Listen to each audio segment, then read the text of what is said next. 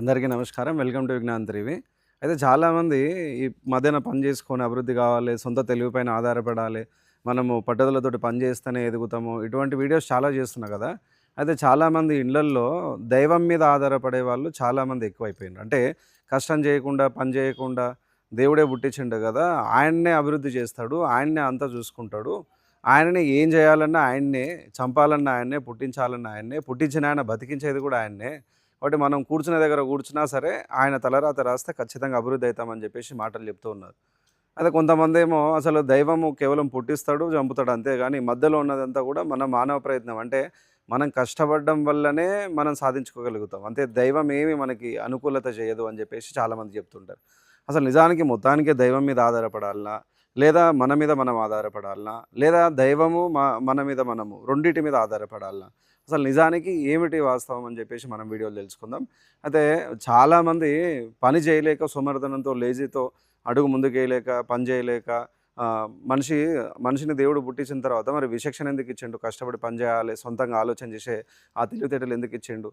కాబట్టి ఒకసారి ఆలోచన చేయండి. కాబట్టి మనం కూడా పని చేయాలి అని చెప్పేసి పెద్దలు చెప్పిర్రు, ధర్మం చెప్తుంది, దైవం కూడా అనుకూలత ఉంటుందని చెప్పేసి చాలామంది చెప్తున్నారు. అయితే ఉదాహరణకి మనకి ఎవరైనా అడుగుతూ ఉంటారు కదా! వాళ్ళకి ఏ విధంగా చెప్పాలి గట్టిగా అంటే, ఇప్పుడు ఒక ట్రైన్ వస్తుంది. మామూలుగా దూరం ఎన్నో వస్తుంది. మనము ట్రైన్ పట్టాల పక్కనే ఉన్నాం. ఆ పట్టాల మీద నిలబడ్డం. ట్రైన్ ఎన్నో దూరం వస్తుంది. ఆ ట్రైన్ నడిపేటాయన ఆయన చూసి మనిషి నిలబడ్డాడు కదా! పాపం మరణిస్తాడని చెప్పేసి దూరం నుంచి చూసి ఆయన ఆపేస్తాడు. కానీ అదే ట్రైన్ దగ్గరికి వచ్చినప్పుడు అంతా దైవమే చూసుకుంటదని జెప్పేసి, దగ్గరికి రాంగానే నువ్వు పట్టాల మీదకి వెళ్తే ఆయన ఆపుతాడా? నువ్వు బతుకుతావా? కాబట్టి అంతా దేవుడే చూసుకుంటాడు కాబట్టి సరే కొంతమంది అంటారు, అంటే నువ్వు ఇట్లా పట్టాల మీదకి వెళ్ళి చనిపోయేది గూడా దైవమే రాత రాసిండు. అందుకనే అని జెప్పేసి అంటే, సరే మరి అట్లా ఎవరైతే అనుకుంటున్నారో ట్రైన్ రాంగానే మీరు ధైర్యంతో అడ్డ నిలబడండి. నిలబడతారా? మీ ప్రయత్నంతోటి వెళ్తే మరణిస్తాం, చనిపోతాం, కష్టమైతదని జెప్పేసి ఎవరైనా అటువంటి ప్రయత్నం చేస్తారా? చేయరు. సరే మీరు బాటలో వెళ్తూ ఉన్నారు. పెద్ద పామొచ్చింది. అది మనల్ని జూసింది. దానికేమన్నా అపాయం జరుగుతదేమో అని జెప్పేసి అది మనకి ఎనకాల పడ్డది. మనము అంతా దైవమే జూసుకుంటదిలే అని జెప్పేసి అక్కడ నిలబడతామా? లేకపోతే మానవ ప్రయత్నంతోటి పరిగెత్తుతామా తప్పించుకోవడానికి? ఒక తేలొస్తుంది దూరం నుంచి. ఆ తేలు కొండి లేపుకొని వస్తుంది. నిన్నే కుట్టడానికి వస్తుంది. మానవ ప్రయత్నం మీద ఆధారపడకుండా అంతా దైవమే జూసుకుంటదంటే అదొచ్చి ఆ తేలొచ్చి కరుస్తదా లేదా? అంటే నీ వంతు ప్రయత్నం చేసి నువ్వు ఇది కరుస్తది, దీని నుంచి అపాయం ఉందని పక్కకు జరగాలా లేదా? కాబట్టి ఇక్కడ దైవం మీదనే ఆధారపడకుండా నీ ప్రయత్నంతోటి కూడా నువ్వు పక్కకు జరిగితేనే సంరక్షణ అయితావు. అంటే దాని నుంచి నీ అంతు కొంచెం కర్మ చేయాలి, పని చేయాలి. చేస్తేనే కదా ఆ అపాయం నుంచి బయటపడతావు. కాబట్టి నువ్వు జీవితంలో ఎదగాలంటే కూడా పట్టుదలతోటి పని చేయాలి అంతే తప్ప దైవమే చూసుకుంటదని ఆధారపడొద్దు. మరి కొంతమంది మరి సరే ఇంగ అంతా మనమే అని మీరు అంటున్నారు కదా! మరి దైవం మీద ఎందుకు ఆధారపడాలని చెప్పేసి అంటారు. ఇప్పుడు ఎగ్జాంపులు ఇప్పుడు నా వీడియో ఎనకాల మొత్తం పంట పొలాలు కనిపిస్తున్నాయి. చాలామంది రైతులు కష్టపడి ఆ భూమిని దున్ని, నాటు వేసి అన్నీ దానికి సంబంధించిన ఈ రైతు అన్ని పనులు జేస్తాడు. అన్ని పనులు జేసిన తర్వాత దేనికోసం వెయిట్ జేస్తాడు? వర్షం కోసం వెయిట్ జేస్తాడు. వర్షం కోసం వెయిట్ జేయడం జరుగుతుంది. అయితే ఆ వర్షము అనేది మన మీద ఆధారపడి ఉందా? ఏదైనా బటన్ నొక్కితే బోరొచ్చినట్టు ఏదైనా బటన్ నొక్కితే వర్షం వచ్చేదుందా?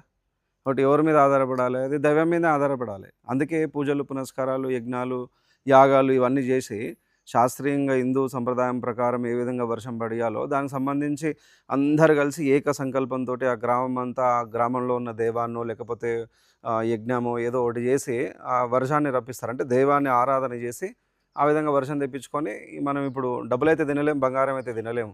స్మార్ట్ గ్యాడ్జెట్స్ అయితే తినలేము. మనం తినేది అన్నమే. నీవు తరతరాలు మారినా కొంతమంది చెప్తూ ఉంటారు సోషల్ మీడియాలో. జనరేషన్ మారింది, జనరేషన్ మారింది. జనరేషన్ మారితే కాళ్ళతోటి నడుస్తలేవా? పెట్రోల్ ఉంది కాబట్టి బండ్లో పోసుకుంటున్నావు, ఛార్జింగ్ పెడుతున్నాం కాబట్టి వెహికల్స్ నడుస్తున్నాయి. కానీ ఏవి లేకపోతే ఏ దాని మీద ఆధారపడతావు? కాళ్ళ మీదనే. జనరేషన్ మారింది. కళ్ళతో చూడకుండా చెవులతో చూడు. జనరేషన్ మారింది. ముక్కుతో గాలి పీల్చకుండా ఇంక దేనితోటో గాలి పీల్చుకో. జనరేషన్ మారింది. కడుపుకు తిండి తినకుండా ఇంకేమన్నా తిను. అంటే అంటే జనరేషన్ మారింది. సూర్యుడు ఎందుకొస్తున్నాడు? సూర్యుడు రావద్దు. ఉదయం చంద్రుడు రావాలి. రాత్రికి సూర్యుడొస్తే బావుంటది గదా! అంటే ఎవ్వడు మారడు. ధర్మం మారదు. ధర్మం ఆల్రెడీ డిసైడెడ్. నువ్వు ఇందులో వచ్చినవు, బతకాలే, వెళ్ళాలి అంతే. నీ కర్మ నువ్వు జేసి వెళ్ళాలంతే. కాబట్టి ధర్మం గురించి నీకేదో పెద్ద పెద్ద ఋషులే వందల సంవత్సరాలు తపస్సు చేసిన వాళ్ళే ధర్మము చెప్పినట్టే, వేదం చెప్పినట్టే వినుకుంటూ వెళ్ళింది తప్ప సొంత పోకడ లేదు. అంత సాధన చేసిన వాళ్ళే మౌనంగా ఉండి ధర్మం పాటిస్తే, నిన్న మొన్న సగం అంటే మన ధర్మం పట్ల కనీస పరిజ్ఞానం లేకుండా ఇష్టం వచ్చినట్టు మాట్లాడొద్దు. మరి జనరేషన్ మారినప్పుడు జనరేషన్ మారింది అందరూ బట్టలేసుకొని తిరుగుతాం. బట్టలు ఇప్పుకొని తిరగండి మరి. కాబట్టి కొన్ని నొప్పిలేస్తాయి ఇటువంటి మాట్లాడితే. కాబట్టి అది కాదు విషయము.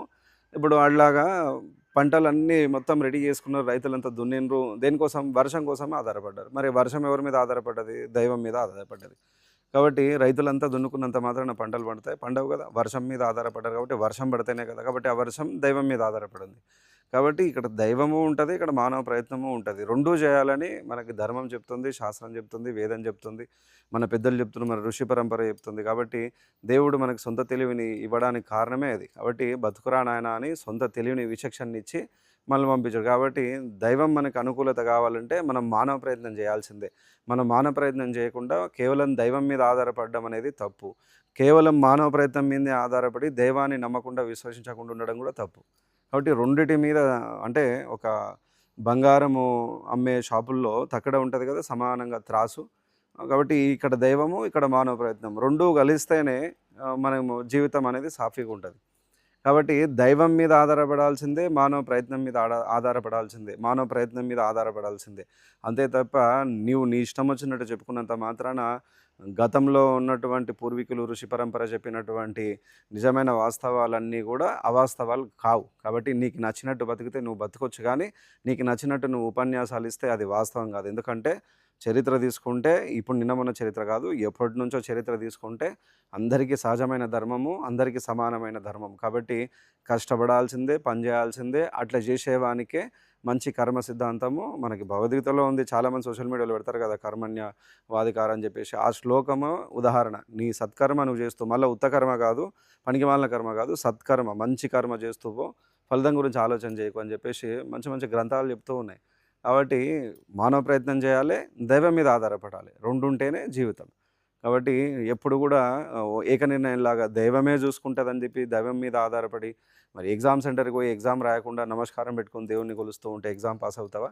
కాబట్టి భగవంతుడు నాయనా నిన్ను పుట్టిస్తారా నాయనా, నీకు విచక్షణ తెలివిస్తా, నువ్వు మంచి కష్టపడి బతుకు, పని చెయ్యి, నీకేది అనిపిస్తే అది నీ కర్మవాంఛలు తీరడానికి యజ్ఞ యాగాదులు వేదశాస్త్రంలో ఇచ్చినాము అటువంటివి చేస్తూ ఉండండి. మంచిగా సత్కర్మ చేయండి, సత్ప్రవర్తనలో ఉండండి, ఆచార వ్యవహారాలు పాటించండి, పద్ధతిగా ఉండండి. అట్లా ఉంటే అన్నీ మీకు వర్తిస్తాయి అని చెప్పేసి భగవంతుడే చెప్పిండు. కాబట్టి అవన్నీ ఏవి పాటియకుండా కేవలం ఇంట్లో కూర్చొని విజయం సాధించాలంటే కష్టం. కాబట్టి ఇకనైనా మారి కాస్తంత దైవం ఆరాధన చేస్తూ నీ కర్మ మీద, మానవ ప్రయత్నం మీద ఆధారపడుతూ ఉంటేనే జీవితం సాఫల్యంగా ఉంటుంది. కాబట్టి మారండి, మంచిగా పని చేసుకోండి. మంచిగా పని చేసుకోవడానికి బలం కోసం దైవాన్ని కూడా ఆరాధించండి. ఇది ముఖ్యమైనటువంటి విషయం. కాబట్టి అందరికీ ధన్యవాదాలు.